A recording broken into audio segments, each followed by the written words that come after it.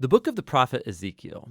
Ezekiel was a priest who had been living in Jerusalem during the first Babylonian attack on the city. And they spared the city, but they took a first wave of Israelite prisoners and hauled them off into exile, and Ezekiel was among them. So the book begins 5 years after all that, and Ezekiel is sitting on the bank of an irrigation canal near his Israelite refugee camp, and it's his 30th birthday, no less, the year that he would have been installed as a priest in Jerusalem. And then all of a sudden, Ezekiel has this vision. He sees a storm cloud approaching, and then inside the cloud are 4 strange creatures that have wings outstretched and touching each other. And these creatures each had 4 faces. And then he saw 4 wheels, one by each creature. And then he saw that the wings of the creatures were supporting this dazzling platform, and then on that platform is a throne, and then sitting on that throne is this human-like creature, glowing and shrouded in fire. And then all of a sudden Ezekiel realizes what he's seeing. He calls it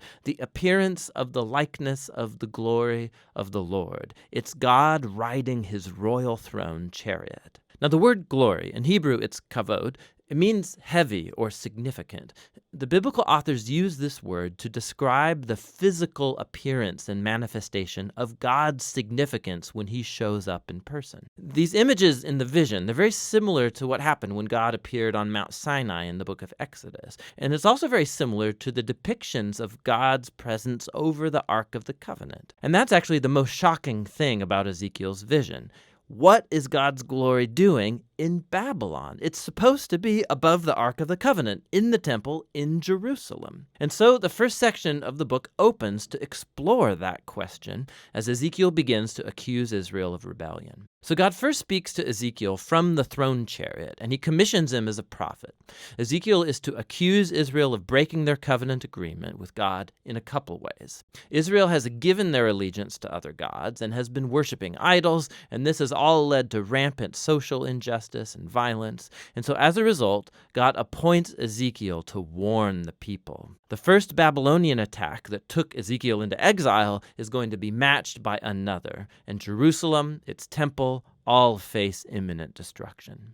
So Ezekiel uses words and more to get his message across. He also performs sign acts. These were a form of street theater. Ezekiel would go out in public and start behaving in these really bizarre ways that were like parables of his prophetic message. So he was supposed to build a tiny model of Jerusalem and then stage an attack on it. Or he was to shave off all of his hair and then chop it up with a sword. Or the most extreme, he was to play the role of the scapegoat on the Day of Atonement. And he would lay on his side for over a year, eating food cooked over poop, as a sign of the nasty food that people will have to eat during the siege of Jerusalem. And perhaps the most disheartening thing of all is the bad news God gave Ezekiel that no one was going to listen to him. Israel would reject him because of their rebellious and hard heart.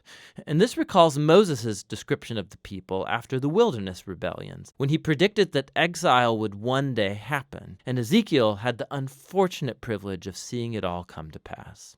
And so a dismayed Ezekiel, he begins to perform his task. And after about a year, he has another vision. This one is about the temple. He goes on this virtual tour of the temple, and he sees what's happening there in his absence, and it is not good. In the outer courtyard in front of the temple, he sees this large idol statue. And then he sees the elders of Israel worshiping other gods, both outside and inside the temple. And then he sees the women of Israel. They're worshiping a Babylonian god named Tammuz. And the vision ends with God's glorious throne chariot moving up and away from the temple. It's leaving, going east, headed towards Babylon. And so in chapter 11, we come to see why and how God's glory appeared to Ezekiel there in Babylon. Israel's idolatry and their covenant violations, it's become so blatant and offensive that God has left his temple. They've driven him away, and he consigns it to destruction. But God hasn't abandoned his people. Rather, he goes into exile with them. And so at the end of this vision in chapter 11, God promises that he will return a remnant of Israel back to the land, and he'll transform them by removing their heart of stone and giving them a new, soft heart of flesh, so that they can love and truly follow their God after all. This is a small glimmer of hope, and it's quickly submerged under the reality of the imminent destruction. But chapter 11, it's a key transition, and it helps us understand how the rest of the book has been designed. So the next 3 sections are all announcements of God's judgment, first on Israel, then on the nations around Israel, and then on Jerusalem itself. But then after that, the hopeful conclusion of chapter 11 gets developed in the final 3 sections of the book. First, hope for Israel, then for the nations, and then for all creation. Chapters 12 through 24 focus on God's judgment coming to Israel. And this is a diverse collection of poems and essays. And here Ezekiel shows his fondness for parable and allegory. So he depicts Israel as a burnt, useless stick, or as a rebellious wife, or as a dangerous, raging lion that gets captured, or as 2 promiscuous sisters. These are all depictions of Israel's senseless rebellion and idolatry that results in their ruin.